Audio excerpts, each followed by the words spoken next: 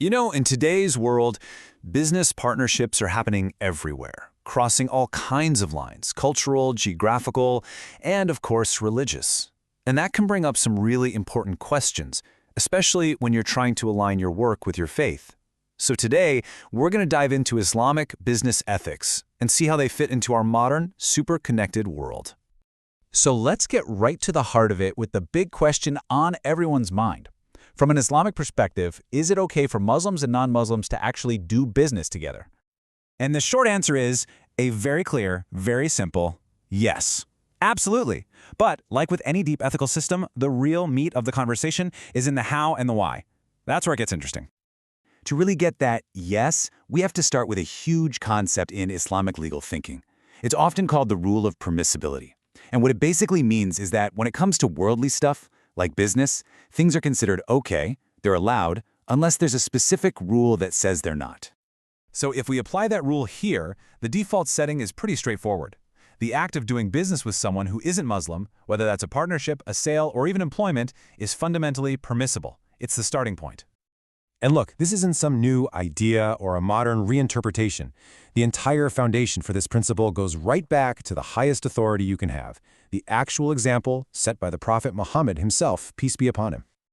If you check the historical sources, they're incredibly clear on this. The Prophet was directly involved with non-Muslims in all sorts of business deals. And this wasn't, a one-time thing. It was just a normal part of life and trade, covering everything from basic buying and selling to even more complex financial agreements. So the crucial takeaway here is that this example isn't vague at all. The source material spells it out. His actions are a clear sign that these kinds of interactions are allowed. This historical precedent is pretty much the bedrock of the whole ruling. Okay, but here's where we move past that simple yes and get into the really important details. Because that permission to do business together, it's not a total free-for-all. It comes with some really essential conditions. Think of them as ethical guardrails that make sure any partnership stays in line with Islamic principles. Right at the center of all these conditions is the idea of halal. You've probably heard the term. It's a core concept that just means permissible or lawful. And the number one non-negotiable condition is that the business itself, what you're actually doing, has to be halal. And this kind of breaks down into two sides of the same coin. On one side, you have the positive things you must do in any business deal, being honest, being trustworthy, just general good ethical conduct. But on the other side, there are definite no-go zones. These are the red lines you just can't cross, like getting involved with interest, any kind of fraud, selling things that are forbidden, or being part of a business that helps or supports wrongdoing. And let's just quickly zoom in on one of those big prohibitions, riba.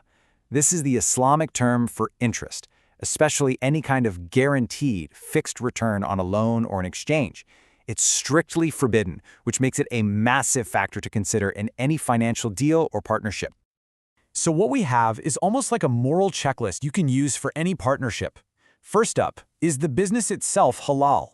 Then you move on to the actions. Does this partnership need you to do anything forbidden, like dealing with interest? After that, it gets more personal. Can you actually practice your faith freely in this business? And finally, does the whole setup protect your integrity, or could it push you towards shady behavior? So where does all of this leave us? We've got the yes, we've looked at the historical example, and we've laid out those all-important conditions. It all really boils down to one single ethical bottom line. And here it is, the big takeaway. Doing business with non-Muslims is absolutely allowed, but, and this is the key, it's conditional.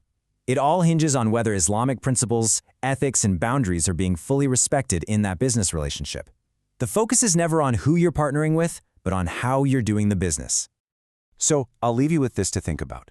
In our world of global startups, massive corporations, and tangled supply chains, how can these timeless principles, honesty, fairness, avoiding harm, how can they not just guide our own choices, but maybe even help shape a more ethical way of doing business for everybody?